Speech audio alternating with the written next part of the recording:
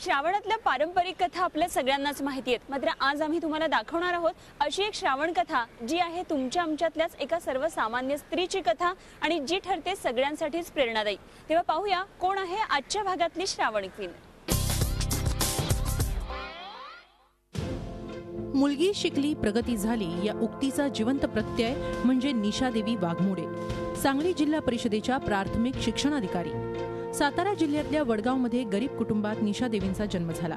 आई वडील आणि 4 बहीण भावंडांचं कुटुंब। घरची परिस्थिती हलाखीची, घरात लाईटही नव्हती, पण कंदिलाच्या प्रकाशात निशादेवींनी आयुष्याची दिशा शोधली। 4थी आणि 7वीच्या स्कॉलरशिप परीक्षेत त्या जिल्ह्यात पहिले आल्या। राष्ट्रीय शिष्यवृत्ती मिळाली। 10वीला पुसेसावळी केंद्रातून त्यांनी प्रथम क्रमांक पटकावला। शिक्षणात रमणारी निशा भविष्यात काहीतरी करून दाखवेल असं सर्वांना वाटत होतं, पण घरची परिस्थिती दिवसेंदिवस खालावत गेली। इंजिनिअरिंग डिप्लोमाचं पहिलं वर्ष संपलं आणि त्यांच्या आयुष्यात दुसऱ्या पर्वाला सुरुवात झाली। निशादेवींचं लग्न झालं। त्यांचे पती संभाजी बंडगर हे प्राथमिक शाळेत शिपाई होते, मात्र त्यांनीच निशादेवींना शिक्षण सुरू ठेवण्यासाठी प्रोत्साहन दिलं। इलेक्ट्रिक इंजिनिअरचा डिप्लोमा झाल्यावर 2 वर्ष संसारात गेली। त्यानंतर डीएड करून 1994 मध्ये त्या शिक्षक म्हणून कामाला लागल्या। हिंदी विषयात त्यांनी बीएला टॉप केलं। संसार आणि मुलांचं शिक्षण सांभाळून त्यांनी एमए, बीएड, एमएड केलं। मुलांच्या शिक्षणानंतर निशादेवी पहिल्या प्रयत्नात एमपीएससी उत्तीर्ण झाल्या। त्यानंतर सेटची परीक्षाही पास झाल्या।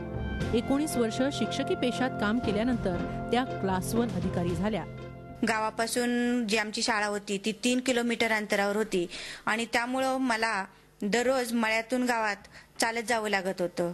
घरामध्ये लाईट नव्हती त्या काळात आमच्या, आणि त्यामुळे दिव्याच्या प्रकाशात, कंदिलाच्या प्रकाशात अभ्यास करावा लागायचा। माझा जिल्हा उत्कृष्ट व्हावा हे एक माझं स्वप्न आहे की जेणेकरून ते पुढे नेण्यासाठी माझे अहोरात्र प्रयत्न चालतील। निशादेवींचे पती संभाजी बंडगर हे देखील पुढील शिक्षण घेऊन आता शिक्षक म्हणून कार्यरत आहेत। त्यांचा मोठा मुलगा तुषार पुण्यामध्ये मोटार कंपनीत इंजिनियर आहे, तर लहान मुलगा प्रशांत ऑटोमोबाईल इंजिनियर झालाय।